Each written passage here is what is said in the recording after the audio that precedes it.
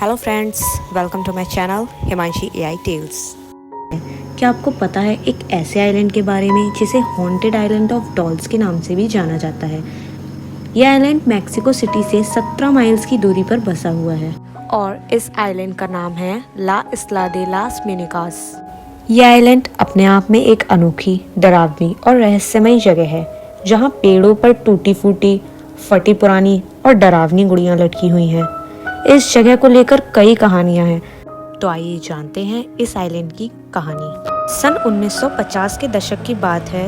Don Julian Santana नाम का एक व्यक्ति अपने परिवार को छोड़कर इस सुनसान द्वीप पर अकेले रहने आ गया था।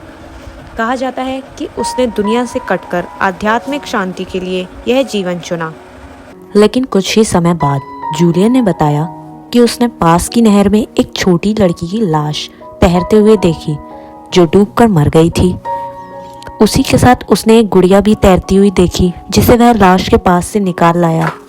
डॉन जूलियन का मानना था कि उस मृत लड़की की आत्मा अब द्वीप पर भटक रही है। उसकी आत्मा को शांत करने के लिए उसने उस गुड़िया को एक पेड़ पर लटका दिया। लेकिन जल्द ही जूलियन को लगने लगा कि वह आत्मा अब उसे देख रही है, उसे बातें कर रही है और कभी कभी गुड़िया खुद से हिलती थी।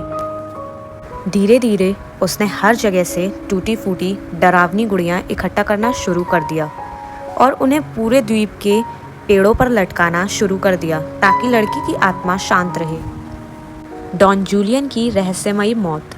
एक दिन डॉन जूलियन की अचानक से ही रहस्यमयी मौत हो गई।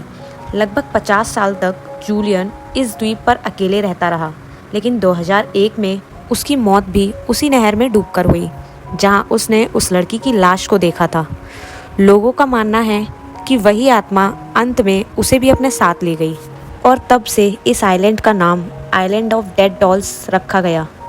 वहाँ जाने वाले लोग कहते हैं कि गुड़ियों की आंखें हिलती हैं, कभी कभी गुड़ियों के आपस में फुसफुसाने की आवाज़ें आती हैं, और कुछ लोगों का कहना यह भी है कि उन्होंने गुड़ियों को पलक झपकाते या हंसते हुए भी देखा है।